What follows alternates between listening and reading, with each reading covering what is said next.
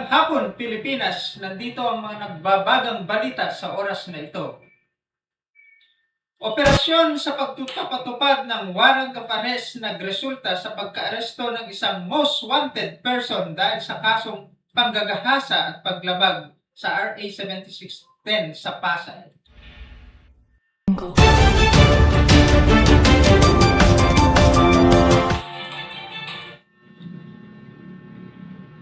Madaling araw ng Sabado sa bisa ng mga nakabingbing warrant of arrest para sa kasong panggagahasa at paglabag sa Republic Act No.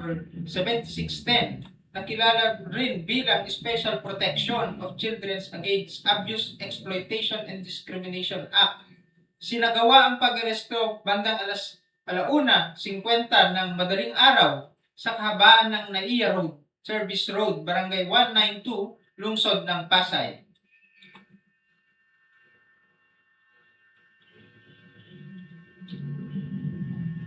Nakilala ang akusado sa alias na Lito, 53 taong gulang, Pilipino, may asawa, walang trabaho, kasulukuyang naninirahan sa Ilang-Ilang Street, Pildera 1, Barangay 192, Lungsod ng Pasay, at may permanenteng tirahan sa Purok 6, Palantaw, Nagilian, Isabela.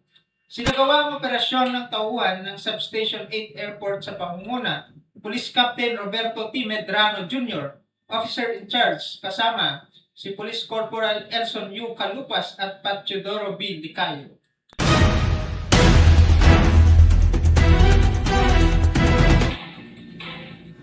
Inaresto ang akusado sa bisa ng dalawang warrant of arrest na inisyo ng Regional Trial Court, Branch 16, Lungsod ng Ilagan, Isabela, na pinamumunuan ni Petsang Oktubre 23, 2019 ay para sa kasong panggagahasa na walang nirekomendang piyansa.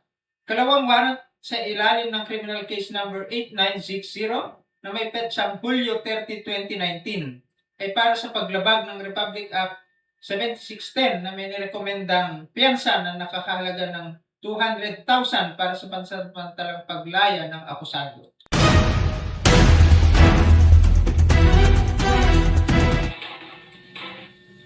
Alinsunod sa Supreme Court Resolution number 210608 sa Rules on the Use of Body-Worn Cameras in the Executions of Warrants, gumamit ang umarestong pulis ng alternatibong recording device dahil sa kawalan ng body-worn cameras sa panahon ng operasyon.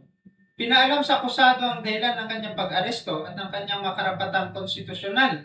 Sa wikang alam na nauunawaan niya, pinili niyang manahimik.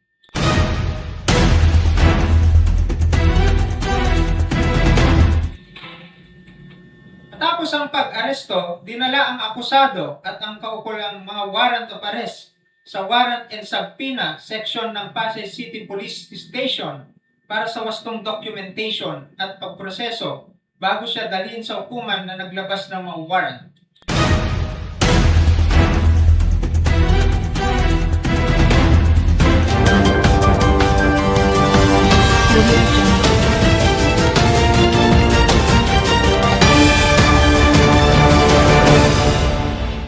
Ang Prosperidad Municipal Police Station sa pagkipag-ugnayan sa Philippine Drug Enforcement Agency ay matagumpay na nagsagawa ng isang bypass operation sa barangay La Suerte, Prosperidad na nagresulta ng pagka-aresto ng isang 36 anyos na lalaki na kinikilalang street-level individual.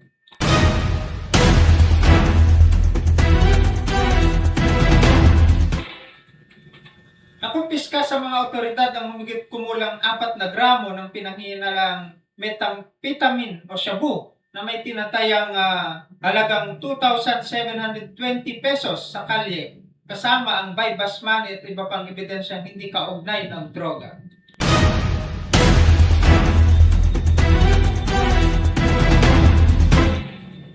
Pinaalam sa suspek ang kanyang mga karapatang konstitusyonal at kasalukuyan. Siya ay nasa kustodiya ng pulisya para sa wastong documentation at pagsasampa ng naangkop na kaso dahil sa paglabag sa Republic Act 9165 or the Comprehensive Dangerous Drugs Act of 2000.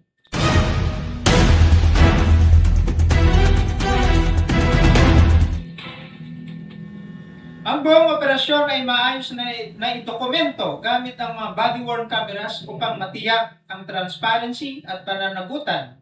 Sinagawa rin ito sa presensya ng mga kinatawan mula sa Department of Justice at ng media sunod sa umiiral ng mga legal na kinakailangan.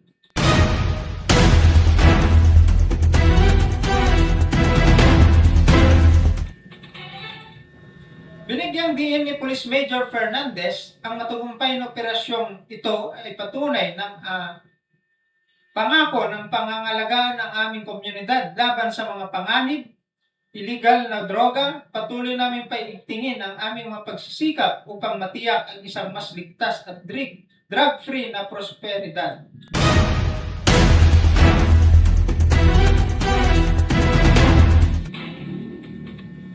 Tinampok ng tagumpay na ito ang matatag na suporta ng Prosperidad MPS sa patuloy na kampanya ng pamahalaan laban sa illegal na droga.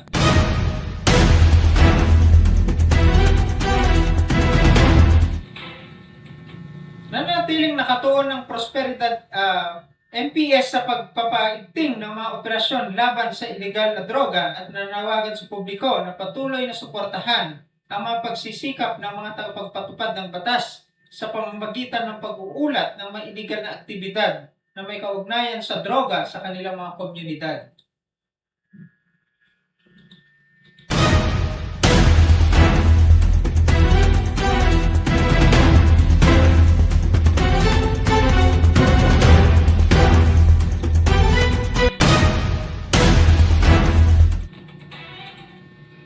Mula sa studio ng Joe TV Philippines, ito ang inyong lingkod, Reggie Shoco, nagbabalita. Magandang hapon, Pilipinas.